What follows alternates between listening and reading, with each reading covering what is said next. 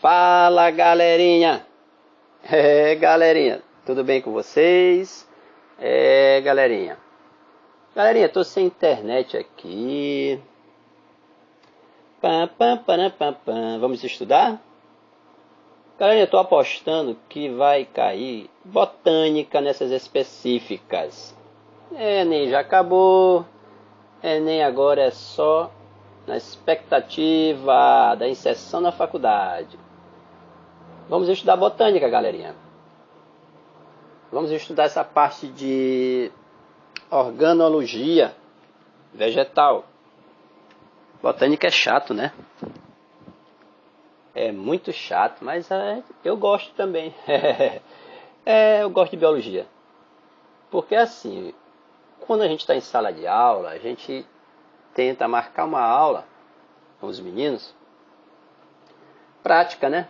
Para ver na prática esses órgãos. Na verdade são órgãos vegetais.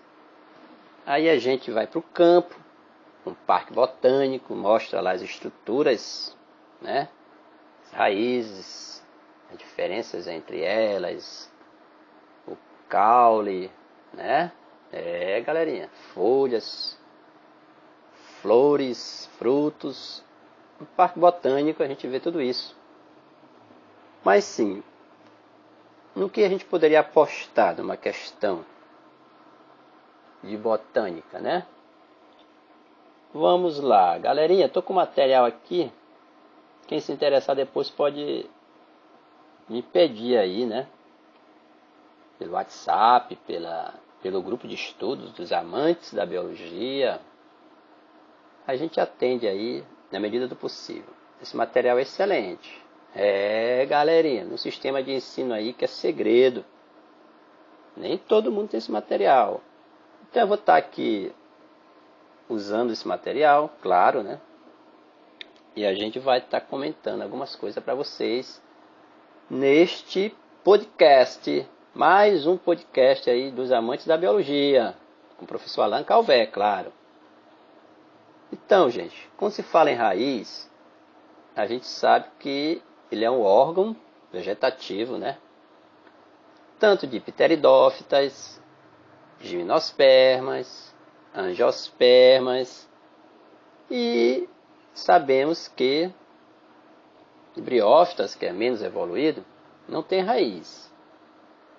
Não existe uma raiz propriamente dita, não é verdade? Briófita é menos evoluída, já está dizendo. Porque essa absorção da água tão necessária para as plantas, as briófitas vão fazer por outro mecanismo, né? Vocês sabem, mecanismo lá de difusão, né? As briófitas precisam da água também, mas não tem raiz para absorver. Se não tem raiz também, elas não vão ter vasos condutores, caule e assim por diante. É menos evoluído. Mas sim, nós estamos falando aqui nesse podcast de organologia e não de classes vegetais.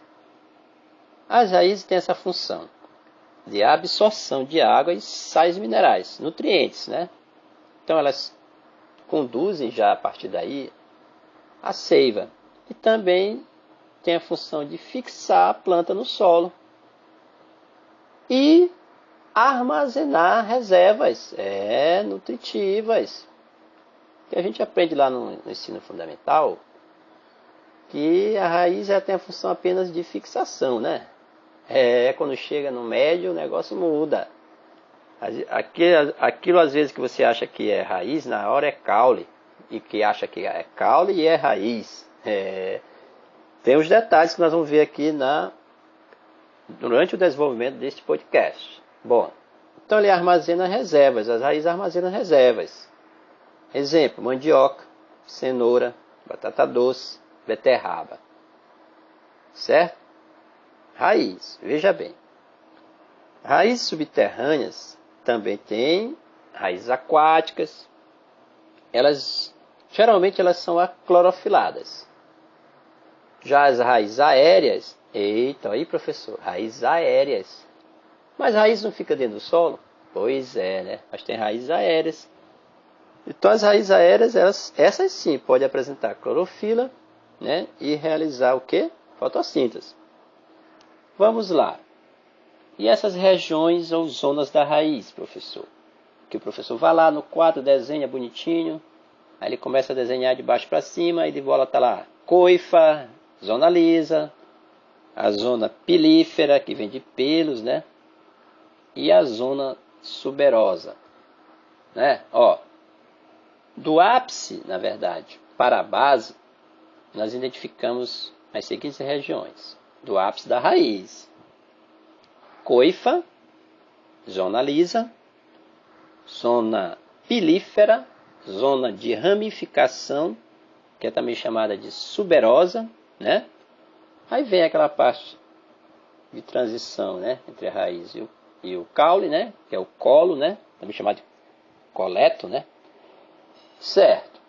E a coifa, gente? O que ela faz para a raiz? Qual é a função? Isso aqui é importante. É uma estrutura que protege, né, a raiz, gente. O meristema subapical, vamos dizer, da raiz, certo? Ela protege aquele tecido meristemático, a coifa. Nas raízes subterrâneas, veja bem, a coifa ela protege contra o atrito do solo, e nas aquáticas contra o ataque de micro-organismos. Muito bem. E a zona lisa ou de crescimento, já está dizendo, zona lisa, uma zona que não se ramifica, né? Está só crescendo a raiz. Ela se localiza acima da coifa. Ela, no caso, ela tem a função do crescimento em comprimento. Olha lá. Nesta região, gente, as células estão em constante mitose, se multiplicando, devido a essa atividade de crescimento dos tecidos meristemáticos primários, no caso, né, que tem naquela região ali. Muito bem. A zona pilífera, vem de pelos, né, também chamada de pelos absorventes.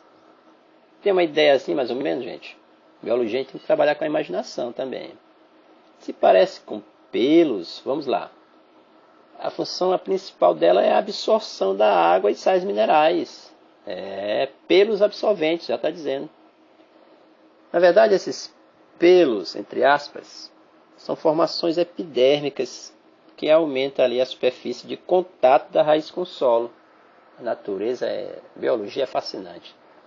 Para ajudar na absorção, né, desses nutrientes, essa região existe.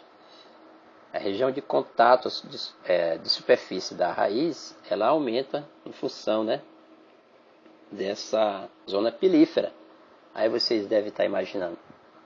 Parece com as microvilosidades, né, gente? Lá do intestino. Fazendo uma analogia, porque biologia tem que trabalhar com analogia. Pois é isso mesmo, para ajudar na absorção dos nutrientes. Outra zona ou região da raiz é a zona de ramificação, né? Eu falei, é uma de crescimento, a outra só pode ser de ramificação. É onde começa a surgir ali as raízes secundárias. Belezinha? Tranquilo, né?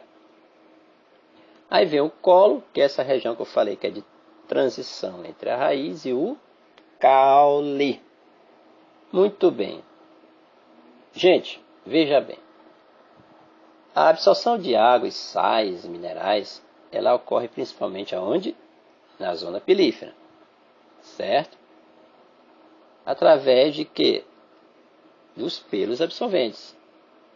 Muito bem. Essa absorção de água, ela se faz por osmose. Para a raiz absorver água do solo, a concentração salina de suas células, ela deve ser maior que a do meio. Aí vem um pouco de difusão, de meio hipertônico, hipotônico, tudo a ver. A absorção de nutrientes, sais minerais, né, nesse caso, né, já ocorre de forma seletiva. Você deve considerar que a planta ela absorve todo o mineral. E a ativa que envolve gasto de energia. Gente, esses nutrientes minerais, eles se encontram no solo, gente, na forma iônica. Muito bem. Sua divisão em macronutrientes e micronutrientes vai se basear na quantidade absorvida, certo? E não na sua importância para a planta. Veja bem, o vegetal ele precisa, gente, dos macronutrientes em grande quantidade e dos micronutrientes em pequena. Quem são esses macro e micronutrientes, professor? Os macro o nitrogênio, certo? O fósforo, o potássio, na verdade, o enxofre, certo? O cálcio, o magnésio e os micro, ferro, cobre, manganês, bório, zinco e aí vai. Você já ouviu falar de NPK? É um composto, né? Tipo um adubo químico. Às vezes o agricultor, né? Ele vai e compra lá industrializado para adubar o solo. NPK. Esse é o principal, certo? É um macronutriente, que é o nitrogênio, o fósforo e o potássio. O nitrogênio, vocês fazem uma ligação aí com proteína. Porque esse nitrogênio, que na verdade existem as leguminosas, lá dentro do ciclo do nitrogênio, que retém ele no solo, né, através daquelas bactérias nitrificantes, né, transformam o nitrogênio atmosférico em sais nitrogenados. E ciclo do nitrogênio vocês já estão careca de saber. Muito bem, falei muito sobre isso aí, no pré-ENEM, né, no meu grupo de estudo, Amantes da Biologia, no meu canal no YouTube, tem tudo aí sobre nitrogênio, o ciclo do nitrogênio. Muito material. Tem aluno que não sabe aproveitar, galerinha. E outra coisa, eu percebo que tem muitos alunos que não têm ferramentas suficientes para aproveitar melhor o material. Internet, Deus me livre.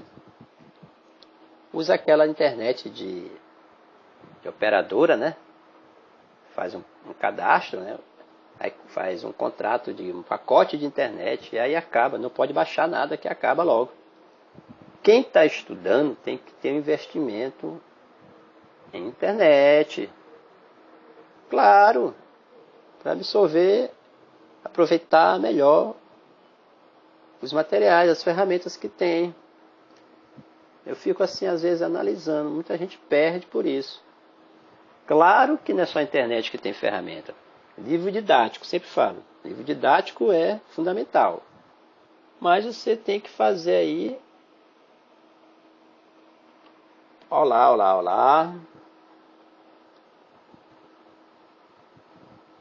Olá, galerinha. Vocês estão aí? Então, né? Tem um problema aqui no meu aplicativo de gravação, mas continua. Então, vamos lá. Utilize de maneira melhor possível as ferramentas que vocês têm. Pam, pam, param, pam, pam. Porque tudo é ao vivo. Vamos lá. Vamos, gente, ó. Classificação dessas raízes. Tem que ser classificada de acordo com o ambiente em que elas vivem, né? Subterrâneas, aéreas, raízes aquáticas. Porque às vezes o que você acha que é raiz subterrânea, né? É caule. Vamos já chegar lá o que seria essencial do entendimento de uma aula. O que chamamos de raiz axial ou pivotante. Seria uma raiz principal, né, galerinha? Que penetra no solo. Tem um eixo principal, bem desenvolvido, né? Aí tem eixos secundários menores, que partem dela.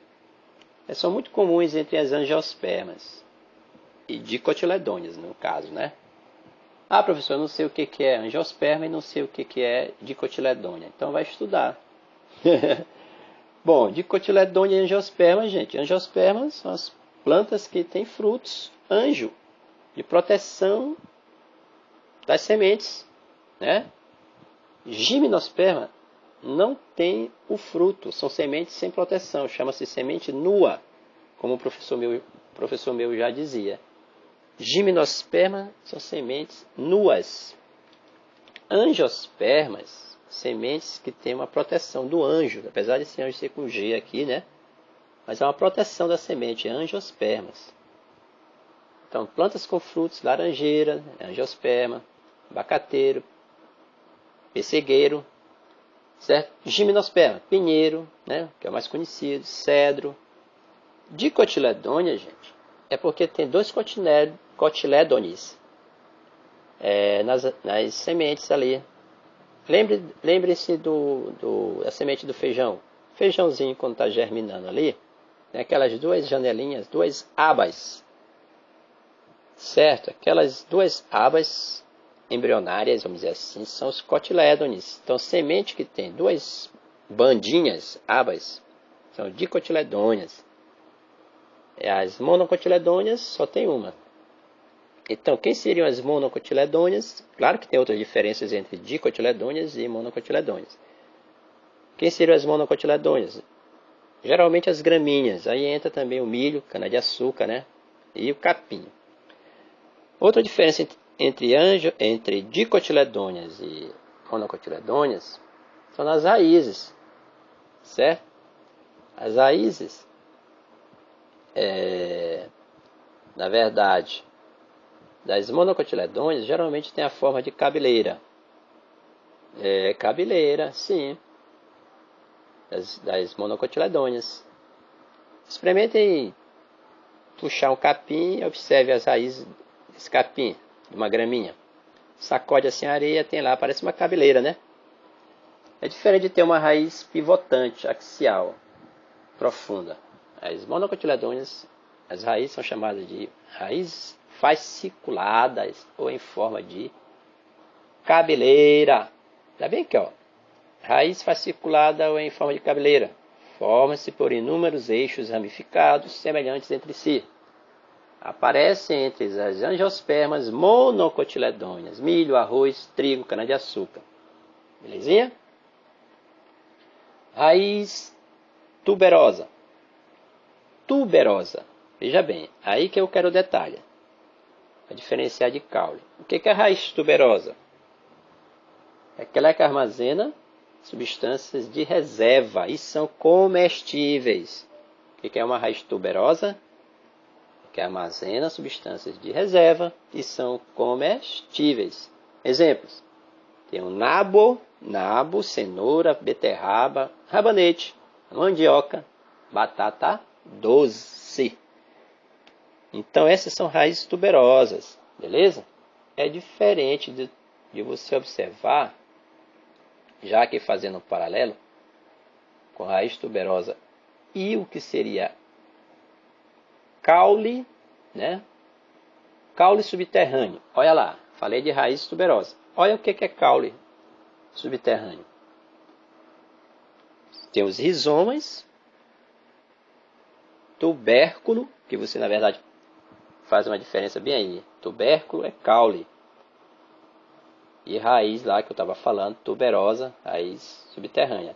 Tubérculo são caules subterrâneos, certo? Que acumulam o que? Reservas também nutritivas, como amido, batata inglesa e batatinha do Ceará. Ou batatinha no Cará. Os nomes populares. Batata inglesa. Pronto. É tubérculo. E não é raiz. Batata inglesa é tubérculo e não é raiz. É caule subterrâneo. Diferente de você pegar e entender o que é raiz tuberosa. Que tem substâncias de reservas e são comestíveis. Que eu falei que tem a cenoura, a beterraba, rabanete, mandioca e batata doce. Por isso que eu estou insistindo aqui. E caule subterrâneo do tipo tubérculo, são caules subterrâneos nesse caso, né, que acumulam reservas, mas tem outra diferença. Aí quem são esses caules subterrâneos, que são chamados de tubérculos? Nós temos lá a batata inglesa, né? A batata inglesa. Mas sabemos também que tem os caules subterrâneos também do tipo rizoma. Rizoma é aqueles que se desenvolvem paralelamente à superfície do solo e formam gemas. Olha a grande diferença também entre caule e raiz. Formam gemas ou brotos, os rizomas, que é caule subterrâneo. Destes caules subterrâneos emitem ramos aéreos e raízes também adventícias, certo? Que ficam por fora do solo. Diferenciam-se daí das raízes, né? Pela presença das gemas. E não tem coifa, que é aquela região de proteção da raiz. Quem que são esses rizomas ou caules subterrâneos? Samambaias, bananeiras, gengibre. O gengibre é caule do tipo rizoma, certo? Ainda tem caule ainda, galerinha, do tipo tubérculo, né? Que eu acabei de falar. Vou estar repetindo. Tem os rizoma, caule, tubérculo, que é no caso da batata. São caules subterrâneos. E os bulbos, muito falado também, o bulbo é um tipo de caule. Muito bem. Olha, tipo de bulbo nós temos os tunicados, né, no caso da cebola, do alho, os escamosos, né, no caso do lírio. Tudo é bulbo, que tem, no caso, um sistema de caule subterrâneo, mas é caule, é bulbo, tipo de caule subterrâneo. Certo, galerinha, muito bem. Vamos lá, vamos estudar. Ainda que, continuando com as raízes, nós temos aqui as raízes do tipo aéreas, saindo das subterrâneas. Nós temos aquela muito conhecida, raiz de suporte ou escora, né? Temos também a tabular, aquela que tem um diâmetro enlarguecido, né? Só pensar numa mangueira. Tem as raízes aéreas também estrangulantes, né? Temos grampiforme respiratórias, também chamada de pneumatófora, muito conhecida. Essas de escora, elas nascem no caule, né? Essas raízes. Elas também são denominadas adventícias, por fora. Então elas acabam auxiliando ali na sustentação, né? E no equilíbrio das plantas, né? Por exemplo, o pé de milho é por fora as raízes adventícias, né? E principalmente as plantas de mangue, né? Também tem essas raízes por fora. O mangue, muito falado. Essa estrangulante, raízes estrangulantes, que também são aéreas, elas ao crescerem em direção ao solo, elas podem expandir-se ao redor do caule ali de outras plantas. É por isso que é estrangulante. Como a figueira, né? Chamada de figueira mata-pau. Embora elas não sejam parasitas, veja bem, elas não parasitam. Esse crescimento em espessura pode comprimir, embora não sejam parasitas, mas elas podem comprimir a outra planta, comprimir o seu caule, né?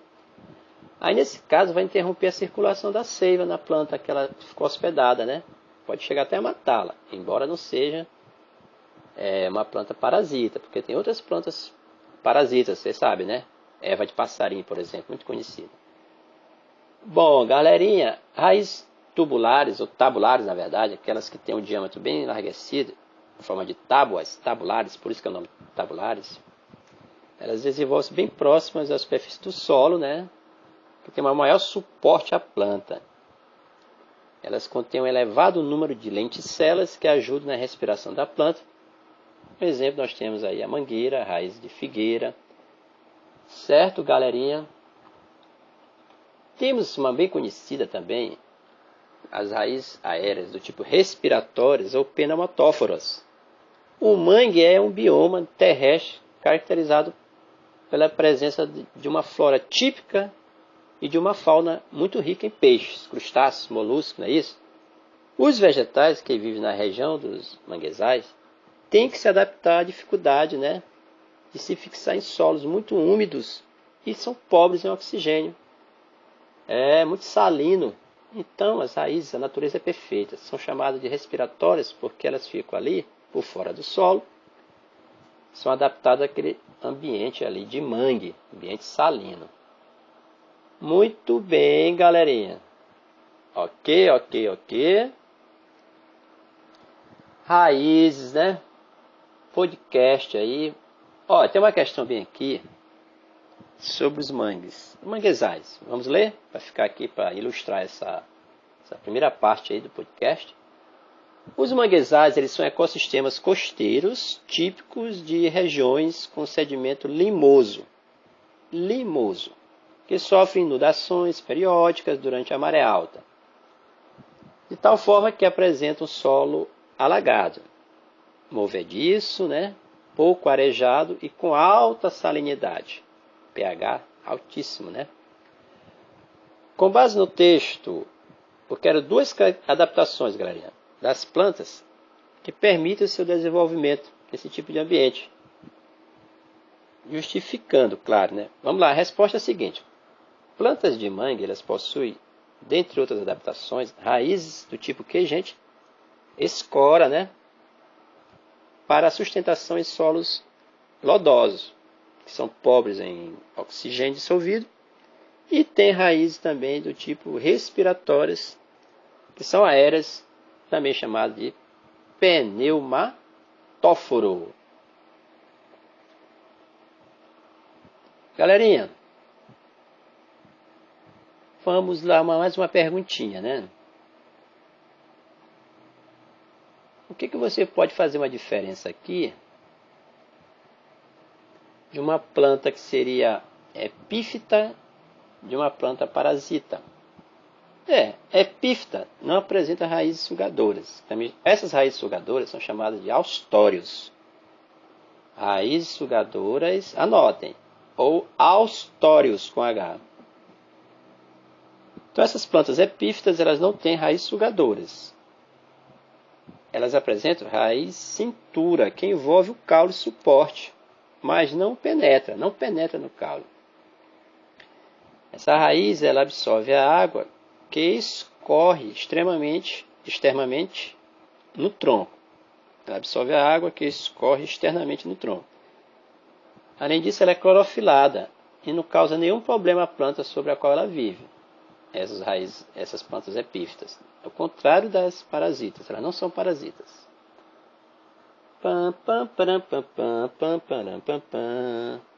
Falou, galera! Vamos ficar com essa primeira parte aí, porque na verdade eu não sei se dá para salvar esse podcast com quase 30 minutos.